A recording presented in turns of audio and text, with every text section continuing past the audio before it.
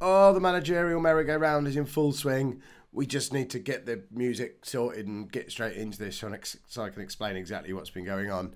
Bottom line, I'm not the Stoke manager.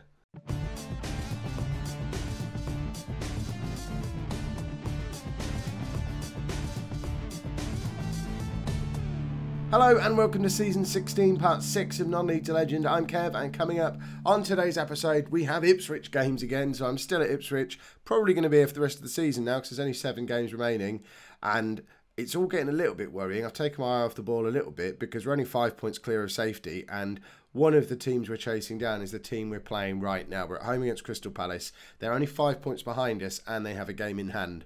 We lose today, we have a big problem. We win today, and suddenly everything is looking a lot simpler for the run-in. So it's a massive game. But before we get into it, we'll have a quick look at how things have been going since you were last with me.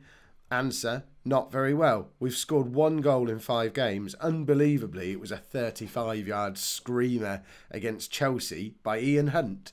Other than that, though, we've not scored a goal. Now, I know we're trying to be a little bit more balanced in our football, and we'd had some difficulties when we were going attack earlier in the season, but we went to our counter-attacking system against Norwich and against West Ham. Didn't work at all. Stoke, we went back to attack, still couldn't score. So today we're trying something a little bit different again, and we'll get to that in a minute. But the managerial merry-go-round. Within minutes of you lot disappearing at the end of the last episode, Stoke announced their new manager, and their new manager was Pep Guardiola. I think that happened after the episode, not during the episode. So Guardiola is Stoke manager. What you going to do? But almost immediately, Steven Gerrard, who had been interim manager at Liverpool, was relieved of his duties as interim manager. So the Liverpool job became available, which I applied for because it's the Liverpool job. It looked quite interesting. But then I was linked with the Arsenal job in the media, which I hadn't even realised had become available yet. I didn't get a news thing about that, but I was linked with that job. So I applied for that one too and was immediately super strong favourite for ages, but didn't ever get an interview. That job's no longer available. And when I look at Arsenal, they've got an interim manager. So presumably they've got something in place until the end of the season. Whether I'll still be the favourite for that job at the end of the season, probably will rely quite heavily on whether or not we manage to keep Ipswich in the Premier League. Liverpool, ridiculously, rather than appointing me, appointed a 72-year-old Carlo Ancelotti, which has freed up the AC Milan job. They're currently top of Serie A, and I've applied for that as well, because why not? They're 6 points clear at the top of Serie A. Imagine getting appointed to that job with 3 games to go and having a Serie A title on my managerial CV. I mean, Milan, I don't know why Ancelotti would want to leave. Milan have won 7 of the last 8 Serie A titles, and he's gone to a mid-table Premier League team at 72 years old, rather than the team he played for and probably has a house in the car park of. There's no logic sometimes, but I'd really like the Milan job. That would be cool. I hope the Arsenal job comes up again in the summer, but I think both of them really rely on us not getting relegated. Because if I get relegated, we know what happens when we get relegated. We've seen it before. Suddenly, any Premier League teams or any top division teams that were interested remove their interest, and we're going to be back either looking at getting Ipswich back up again, which is probably what we'll do, or if we do leave, if we get fired, for example, it's going to be Championship League One jobs, because manager reputation is broken this year. So we really need to beat Crystal Palace today, and this is the lineup that we're going to try and do it with.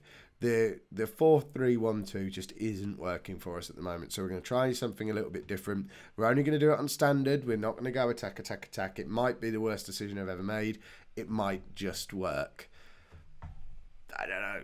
So we've got Thompson in goal. A back 4 of Williams, Powell, Gabrielli and Brasas.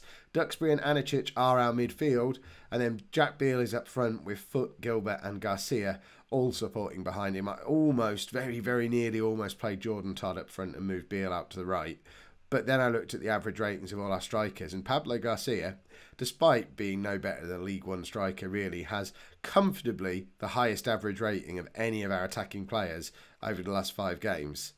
So on that basis, on the basis that he's got 4 goals from 6 starts, Pablo Garcia gets the nod. We would quite like to just score a goal. If we don't start scoring goals again, and this is real football insight you're about to get from me here. If we don't start scoring goals again, we're probably going to get relegated. Because if we don't score goals, it's quite difficult to win matches, and you need to win matches to get points, and we don't yet have enough points to stay in this division. So, I feel like I'm going to really regret the tactical change, and we should have just gone 4-3-1-2. We know it's a system that can work. For whatever reason, it just hasn't been working. If it's really, really looking like it's not working, we can always switch to it, I guess. But when we go to attacking, we concede too many goals. When we don't go attacking, we can't score any goals. So it's a difficult situation we've got ourselves in. It's almost indicative of our players not being good enough for this division. Who knew? So, a draw today isn't a disaster as long as QPR don't win, because QPR are another team really breathing down our neck. But Palace are in here, and what just happened? Because Kevin Thompson, it looks to me from our aerial view that he's just watched that go past him, because it wasn't in the corner. It didn't look like a difficult shot to try and save. He's not even facing the right direction. He's looking off over to the left. He's looking there again, and it went under him. It actually went under him. Imagine if that's the goal that gets us relegated, when we're totting it all up at the end of the season. We've not created a chance. We've had 10 shots, but 7 of them have been long shots. So this tactic, load of trash, doesn't work. Let's get back to what we know for the second half. Garcia is coming off because obviously he's the one who comes off in this situation. Hunt comes on. We've got 45 minutes playing the way we should, in theory, know how. If we're going to score goals, it's going to be in this setup. But Palace are going to score again. Oh, goodness sake. I don't know how things can go this badly wrong. You saw us thump, was it Sunderland? I've seen us thump Derby. I've seen us beat Arsenal. I've seen us beat Chelsea. And then we go and do this against Crystal Palace. For the first time this season, if things end as they are, we're on the wrong end of the Kev ratio. This is when it really becomes a problem. Because if things end as they are now, we're on 31 points after 32 games. That's the danger zone. And we desperately need a win. And of all the games we've got now running, bearing in mind we've still got to play Man United and Man City this season. So although in theory we've got 7 games left, we've actually only got 4. Because we're going to lose against those 2 teams. Jordan Todd, see what you can do. We know you can score against Premier League teams. Palace still have a game in hand on us after this as well. Come on, we've got to score. Brassas to Hunt. We saw him score a beauty against Chelsea. Duxbury, Williams, Gilbert. Well, don't know why Williams was there. Don't really care. I just want everyone in their penalty area now. I'd rather lose 4-0 than 1-0. We've got to be attacking. Oh, so frustrating. How can a team who've notoriously scored as many goals as we have throughout the whole of non-league legend, not just at Ipswich, for the last 16 seasons we've scored a ridiculous number of goals, and all of a sudden when it matters the absolute most, we can't score goals anymore. Brassas, cross to Beale. Thank goodness for that. Jack Beale has an equaliser with 10 minutes to go. It's his 8th goal of the season. And hopefully that's going to get this monkey off our back, and we'll just go and grab a winner now, because it's cliche bingo. It's a massive, massive 6-pointer today. And if we do win this game, we're all but safe.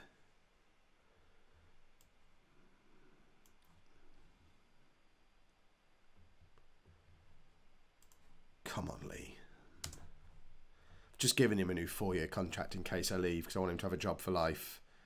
He needs to now reward me with a winner. Kevin Thompson collects in a cross. Just hurl it at Lee Hartley. Everyone should be on instruction to hurl the ball at Lee Hartley. He is the man who's cool under pressure. He's the man for a moment like this. He's the man to keep us in the Premier League. Williams, cross comes into Todd, falls to Brassas and he scores. Jordan Todd somehow, it's hit Todd on some part of his body. We've gone 2-1 up with less than 5 minutes to go. Brassas, I mean, he's just hit that and it's smashed off Jordan Todd's nose. It's probably shattered his nose into 1,000 pieces, but not one person in this ground cares that he's bleeding from the face. Right, let's bring this all back. We need to be contained. We need to do this. You can't be on attack anymore, little fella. Everyone defend, defend, defend. Please don't throw it away from here. In fact, with us that instruction we can do, isn't there? Play even safer. Just don't concede a goal now. Come on, not from a corner. Hartley heads clear. See, he might not grab the winner, but he's going to be a defensive rock for us now. And Palace are reduced to just shooting from range. They know that as things stands, this leaves them in a right pickle. Whereas, Kev, just take your time. Take your time. That's it. Take a booking. It doesn't matter. Oh, Todd doesn't win the ball, but Ian Hunt does. And he draws a foul out the Palace midfield player as well. And now just take your time again. The final whistle's about to go. Get yourself sent off by taking a second booking. It doesn't matter. We've won 2-1. Goodness me, did we pull something out of somewhere to get that result. And that means that with 6 games to go, realistically 4, because we're going to lose against Man United and Man City, but everyone else has got 6. So with 6 games to go, we're now 8 points clear of relegation. Something has to go spectacularly wrong now for us to go down. Welcome to the home of spectacularly wrong. Milan have now also appointed an interim manager, so that means of the divisions we're interested in working in, which is just the top flights in the major European countries, there are no jobs available. It's early April. I think we have to face the fact that we're going to be with Ipswich until the end of the season. Survival is an absolute must. And then we know, as a minimum, there's Arsenal and AC Milan coming up in the summer, plus whatever else might become available. Man United's got to come up at some point because Mourinho can't stay there forever. He's about 1,000 years old now. So we've got to stay up. And this is the team that we're going to play to try and help us do exactly that. So not masses in the way of changes from the team that played against Crystal Palace in the last game. Tanner comes back in at the back at the expense of Powell, just really for a little bit of fresh legs back there. Tanner was our first choice for the first half of the season. Picked up a bit of a knock. Powell got in, never really got out again, but I'm not really sure why. So Tanner's got a better average rating. He comes back in. You can tell I'm really concentrating on this now. Abadi comes into the midfield as a holding midfield player. Foot and Garcia stay out wide. Gilbert drops to the bench because we're not playing with an attacking midfielder today. And Todd comes in for Beale because Todd scored in the last game. So did Beale, but Todd scored the winner. And he's scored more goals this season. I probably could play Beale on the right wing, but same logic that had Garcia in the team last game applies again today. Of all the attacking players, he's the only one averaging over a 7 in the last 5 games. We're using our counter-attacking away from home tactic. If you look at the games that we've got left, this is probably the last chance for a actual proper win that we should win. I mean, I'm not saying we won't win any more matches. Watford are a lower mid-table team. It's away from home. It's going to be a struggle, but it's not as much of a struggle as 4th place Leicester. Southampton, where are they? 10th place. I mean, that one's a maybe. But then we've got Man City, Man United, and Spurs, who are 3rd. So I don't like saying an away from home game when we're 8 points clear of relegation is must win. But it feels a bit like it is, although we've got a game in hand on QPR now. It's starting to look achievable. Let's submit the team. Let's not get too overexcited. Our goalkeepers are dropping like flies, by the way. Both McKenna and Murphy have now got knocks. So young Dario Hernandez is on the bench, who's been tutored by Kevin Thompson all season. So he'll be great. Yes, we've got our destiny in our hands. Yes, we've got breathing room. Yes, Mark Foot will score today. Yes, we're looking forward to it. Jack Beale is being rested. Because when you're only playing with one striker, It's hard to play all 4 of them. Although we're only playing with 1 striker, but we do have 3 of the 4 on the pitch. So Jack Beale probably quite rightly might feel a little bit miffed today. It was a difficult call between him and Garcia on that right wing. Over the last 2 years, they've got about 90 goals between the two of them, probably more than that. But Garcia is absolutely not a Premier League player and is 4 or 5 years older than Beale, whereas Beale might actually become a Premier League player eventually. Oh, we can't afford to lose. Don't get carried away, Kev. We can't afford to lose. In fact, Watford are only like 3 points ahead of us. And that's after they've scored, I think. We'll watch the replay because that's the way the game works. And then we'll have another look. I mean, Thompson went the wrong way, for goodness sake. So Watford are now 6 points ahead of us. I don't like the fact that Newcastle and Palace are both going to have games in hand. Newcastle I'm not so worried about. I don't care whether we finish above or below Newcastle, as long as they don't finish in 17th place. But QPR, Sunderland are on a bit of a run of form because they've closed a massive gap there. These are the 3 teams we need to keep an eye on. And we probably don't want to be counter-attacking anymore. Norberto Miguel's got to do us a favour today. By the way, should we have a look at him? Can't. There we go.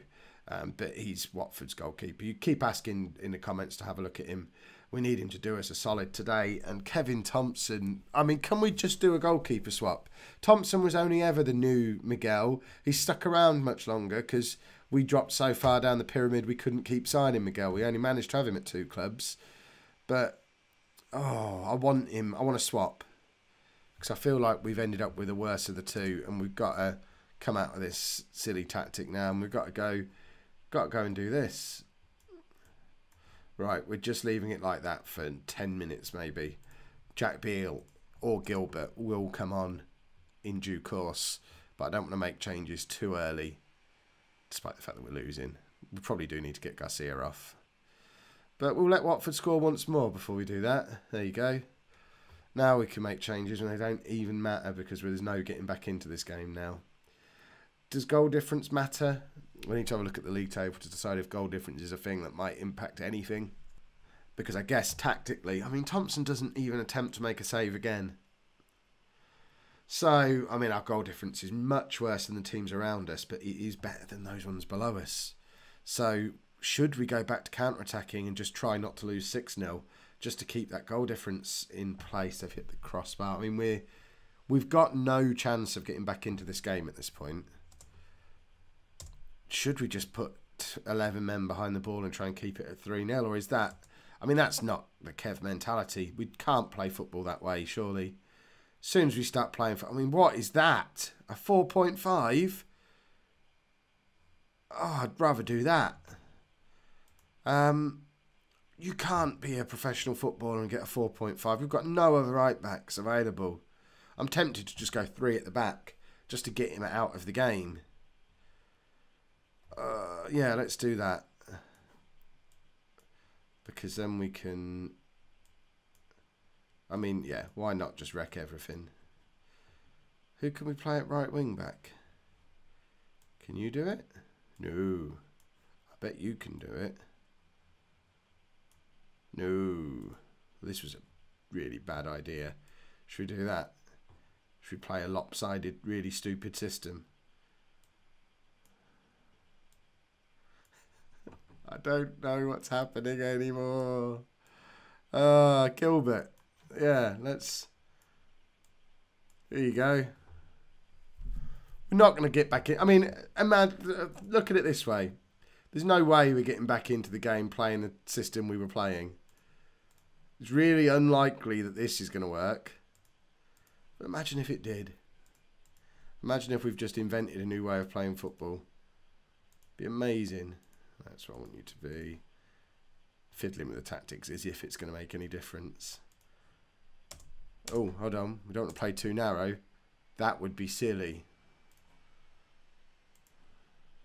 There you go. The new super tactic, courtesy of Kev. Imagine if it got us back into the game. There's always the chance that Watford just won't know what to do. Although, to be fair, we probably don't know what to do either.